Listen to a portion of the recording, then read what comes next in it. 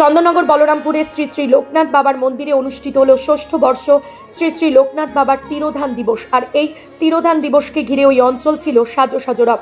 বহু দূর দূরান্তের ভক্তরা ভিড় জমিয়েছিল এই উৎসবে। সবার মুখে একই কথা, জাগ্রত লোকনাথ বাবা বিরাজ করে এই মন্দিরে। এই অনুষ্ঠানে ছিল হোমযজ্ঞ, আরতি ও ভক্তবৃন্দের মধ্যে প্রসাদ বিতরণ। আসুন দেখে নিই সেই প্রতিবেদন।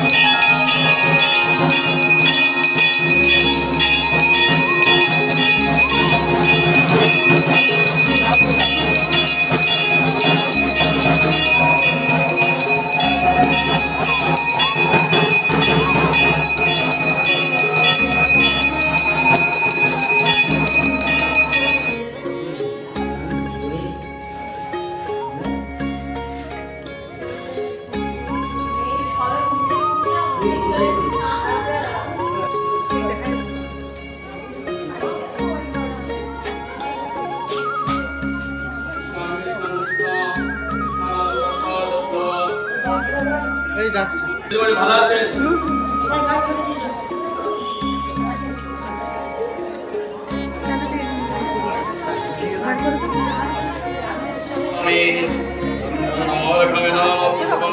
শ্রেয়াস নম করো।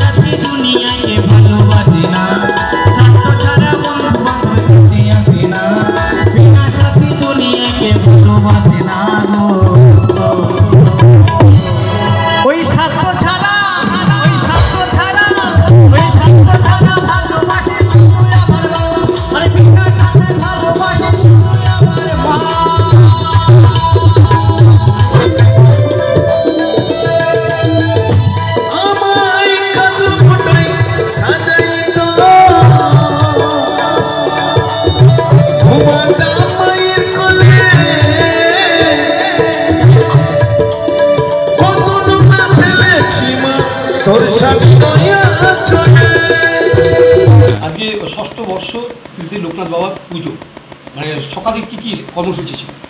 সকালবেলা তো বাবার হোম যজ্ঞ স্টার্টিং হয়েছে। পুজোটা স্টার্ট হওয়ার পর থেকেই ভক্তগণের সমাগম চালু হয়ে গেছে। তো এখন ভক্তরা পুরো প্যাকড আপ রয়েছে। হ্যাঁ, তো এদিকে পুজো পাঠও চলছে, এদিকে বাবার অন্ন প্রদানও চলছে আর কি। আর তাছাড়া বিকালে একটা প্রোগ্রাম আছে, বাউল গানের একটা প্রোগ্রাম আছে। হ্যাঁ, তো অনেক ভক্তরা বলেছিল যে বিকালে একটা প্রোগ্রাম করুন, তো আমি সেইভাবে একটা বিকালে একটা আয়োজন করেছি আর কি, ছোটো করে। এইটা প্রথম বছর বিকালের আয়োজনটা।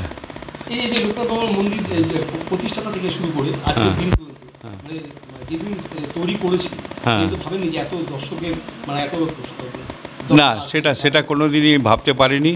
হ্যাঁ, তবে বাবা এটা করিয়ে নিয়েছেন। আজকে আমি তাই মনে মনে ভাবছি যে নিজেরও আনন্দ হচ্ছে যে না, ঠিক আছে, এটা মনে হচ্ছে এটা ভালো কাজ করেছি।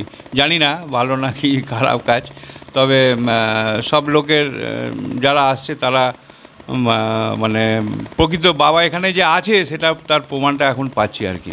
আর আমি নিজে তো খুবই আমি তো একদম শেষই হয়ে গেছিলাম, বাবার চরণ ধরে বেঁচে আছি। এটা একদম মানে আমার কোনো কিছু অসুবিধা হলে এখানে জানাই এসে।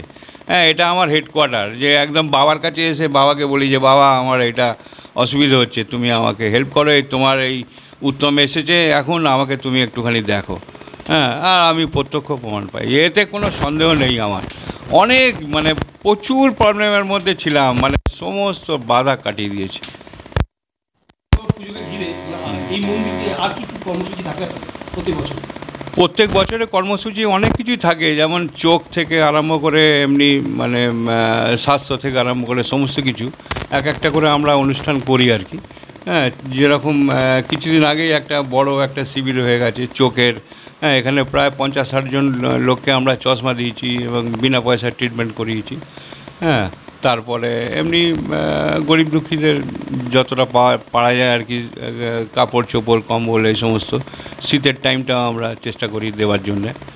হ্যাঁ, তো অনেক কিছু থাকে। তারপরে আরও মনের মধ্যে আরও ইচ্ছা আছে যে আমরা একটা ভোকেশনাল ট্রেনিং সেন্টার একটা মানে খুলবো একটা। হ্যাঁ, তো এরকম একটা চিন্তাভাবনা আছে, হয়তো সামনের বছর হয়তো খুলেও ফেলতে পারি। এখানে তো থাকার ব্যবস্থাও আছে। থাকার ব্যবস্থা আছে, তারপরে প্লাস আমার চিন্তাভাবনাটা হচ্ছে যে একদম মিশনারির মতন আর কি করবো এটাকে। হ্যাঁ, এখান থেকে 10টা লোক এখান থেকে ট্রেনিং নিয়ে বেরোবে, এরকম একটা সিস্টেম রাখবো। অনেক কিছু তার মধ্যে রাখবো, টেকনিক্যাল নন টেকনিক্যাল অনেক কিছু জিনিসগুলো রাখবো আর কি। হ্যাঁ, সেইভাবে আর কি মানে চেষ্টা আছে যে মিশনারিটা এইভাবে এগিয়ে নিয়ে যাব। তারপরে দেখা যাক বাবা কতদূর নিয়ে যায় আমাদের। ভালো লাগে মানে ভীষণ, যেটা মুখে প্রকাশ করা যাবে না যে কতটা ভালো লাগে।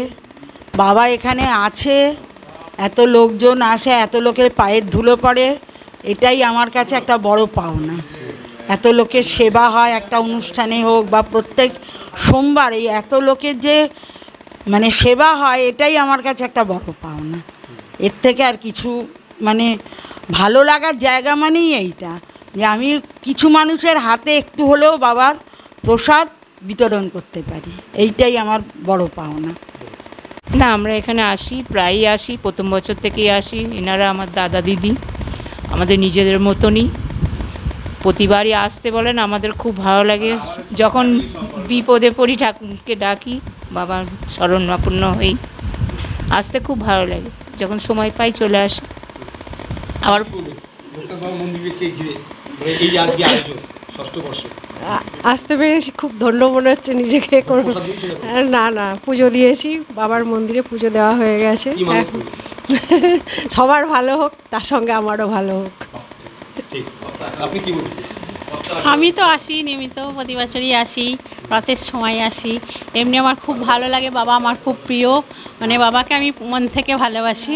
পুজো টুজো দেওয়া হয়েছে, এখনও প্রসাদ পাইনি, এবার যাব প্রসাদ নেব, আর নিয়ে বাড়ি যাবো প্রসাদ টোসাদ নিয়ে খেয়ে। আমি কর্মসূত্রে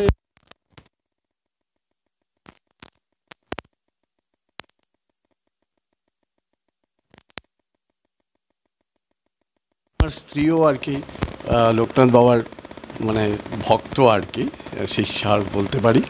তো উনিও মান্য করেন আর কি, আর সেখানে একটু ভালো লাগার ব্যাপার আছে। আর ওনার অনুপ্রেরণাই আসা আর কি, উনিও বারবার বলেন। আমি এর আগের বার মানে কিছুদিন আগেই এসেছিলাম প্রথম, এবার আমার দ্বিতীয়বার আসা হলো। এসে তো খুব